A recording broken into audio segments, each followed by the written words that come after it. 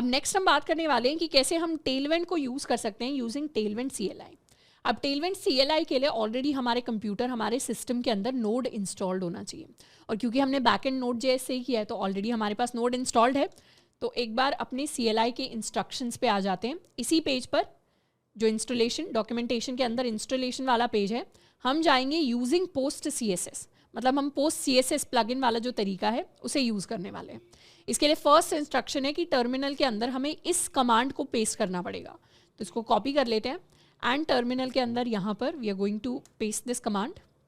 उसके बाद हम एक इंटरेस्टिंग चीज़ यहाँ पे करने वाले हैं। हम चाहते हैं कि हमें बार बार, अभी जैसे हमें कोई भी हम चेंजेस कर रहे थे तो हमें बार बार क्या करना पड़ता था, HTML पेज पे हमें रिफ्रेश करना पड़ रहा था।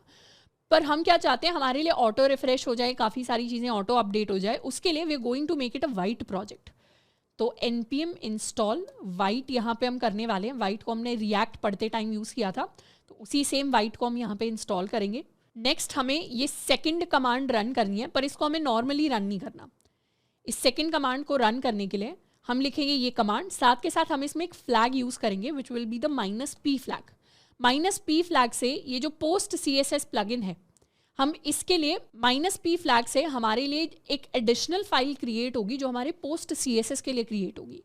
तो इसे एंटर कर देते हैं।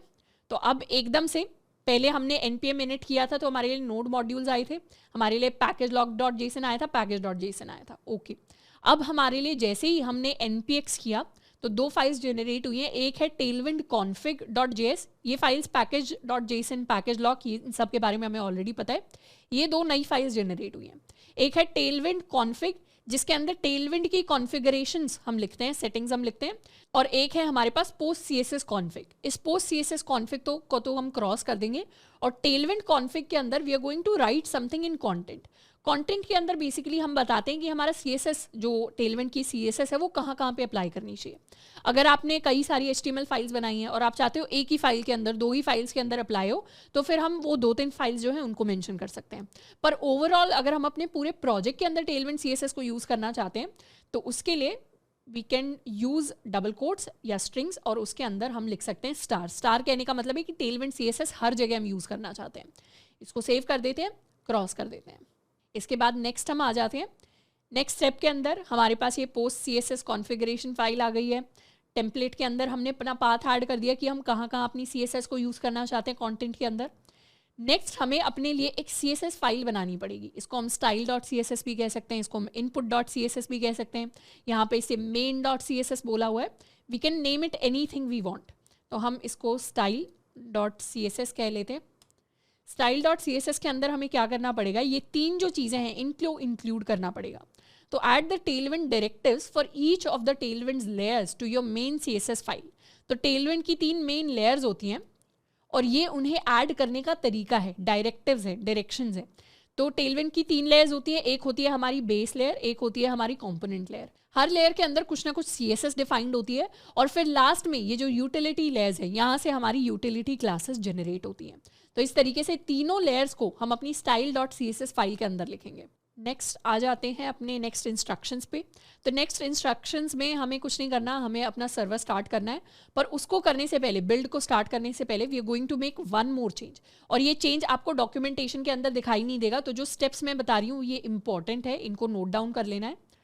नेक्स्ट चेंज जो हम करेंगे वो हमारी package.json के अंदर होगा। क्योंकि हमने वाइट को इंस्टॉल किया है तो हम चाहते हैं कि जब भी हमारी जो पैकेजिंग हो, बंडलिंग हो, पूरा हमारा जो सर्वर जो है स्टार्ट हो, वो स्टार्ट होना चाहिए यूजिंग वाइट। तो उसके लिए हम स्क्रिप्ट्स ऐड कर सकते हैं। स्क्रिप्ट्स के अंदर we are going to add a command start using Vite. इसको हम सेव कर लेते हैं। तो package.json के अंदर हमें इस चीज़ को ऐड करना है। इसे अब क्रॉस कर देते हैं। And next thing that we can do is, हम चाहें तो अब ये CDN वाला जो स्क्रिप्ट टैग है इसको यहाँ से कम्प्लीटली हटा सकते हैं। और नेक्स्ट चीज़ जो हम करेंगे, इसे क्लियर कर लेते हैं। That will be npm run start। Enter किया, वाइट स्टार्ट हो गया। इसको कॉपी कर लेते हैं एंड यहाँ पर आ जाते हैं। Let's paste it. अभी ये जो चीज़ हम देख रहे हैं इसके अंदर ये H2 है, ये H3 है, ये नॉर्मल H1 हेडिंग है। तीनों के अंदर कोई स्टाइलिंग अप्लाई नहीं हो रही।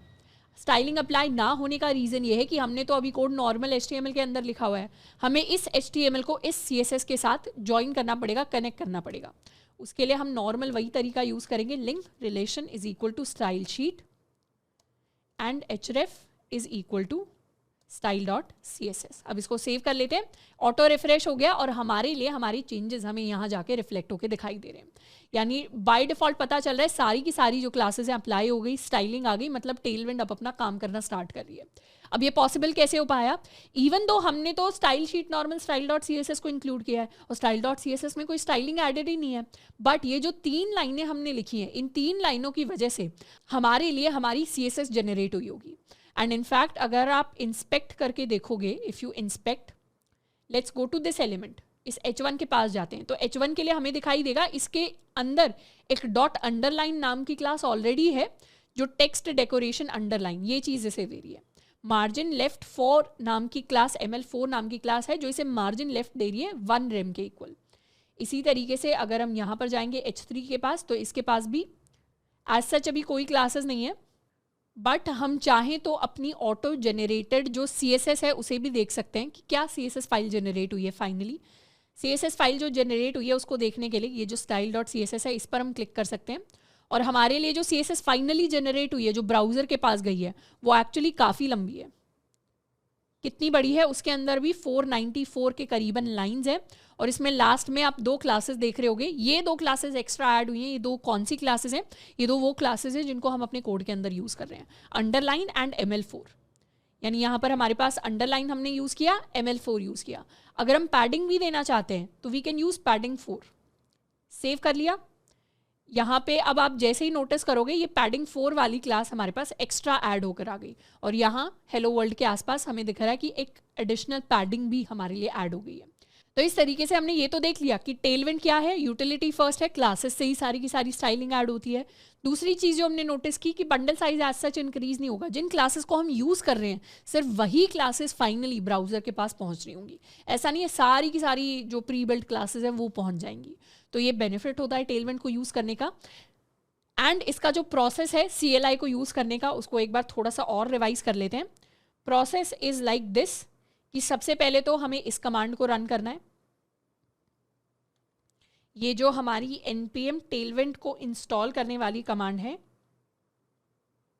विंड को इंस्टॉल करने वाली कमांड है, इसे रन करना है। और इसे कहाँ से रन करना है? इसे हमें रन करना है पोस्ट CSS वाले टैब से। ये जो हमारा पोस्ट CSS वाला टैब है ये मैं आपको इसलिए लिख के दे रही हूँ ताकि फ्यूचर रेफरेंस के लिए आप भी एक बार नोट डाउन कर सके अपने नोट्स के अंदर, so you don't have to look at the lectures again and again. सबसे पहले हमें इसे इंस्टॉल करना पड़ेगा, दूसरी बार हमें इंस्टॉल करना पड़ेगा वाइट को। थर्ड स्टेप में हमें क्या करना पड़ेगा? थर्ड स्टेप में हम इसी कमांड को यूज़ करेंगे, यानी हम लिखेंगे npx टेलविंड CSS को इनिशियलाइज कर रहे हैं, इनिट कर रहे हैं, but with a -p flag. ये जो -p फ्लैग है this is very important. Next चीज़ जो हम करेंगे वो अपनी इस टेलविंड config.js के अंदर टेलविंड config.js के अंदर हम अपने कंटेंट में ऐड कर देंगे दिस स्टार। इस स्टार से हम बता रहे हैं कि हमारी टेलविंड हर जगह अप्लाई होनी चाहिए। 5th स्टेप में हम क्या करने वाले हैं? अपने लिए अपनी style.css या main.css या input.css जो भी फाइल है उसको क्रिएट करेंगे और उसके अंदर हमें ऐड किस चीज़ को करना है? उसके अंदर हमें इन डायरेक्टिव्स को ऐड करना है। तो we have to add the directives there. And 6th step के अंदर हमें अपने package.json के अंदर चेंजेस करने हैं। package.json के अंदर हमें ऐड करना है स्टार्ट के लिए अपने वाइट को। 7th स्टेप में we have to link CSS with HTML। And इन सारे के सारे स्टेप्स के बाद फाइनली जो कमांड रन करनी है that will be npm run start। इस कमांड को लिखने से हमारा क्या होगा? हमारा जो कोड है वो स्टार्ट हो जाएगा, सर्वर स्टार्ट हो जाएगा और वाइट के थ्रू हमारा प्रोजेक्ट जो है वो हमारे लिए ऑटो रिफ्रेश होता रहेगा। तो इस तरीके से we are going to use Tailwind CSS। ये हो सकता है फर्स्ट टाइम लेंदी तरीका लगे, बट अगर आप प्रॉपरली टेलविंड को यूज़ करना चाहते हो तो this is the proper way to do it.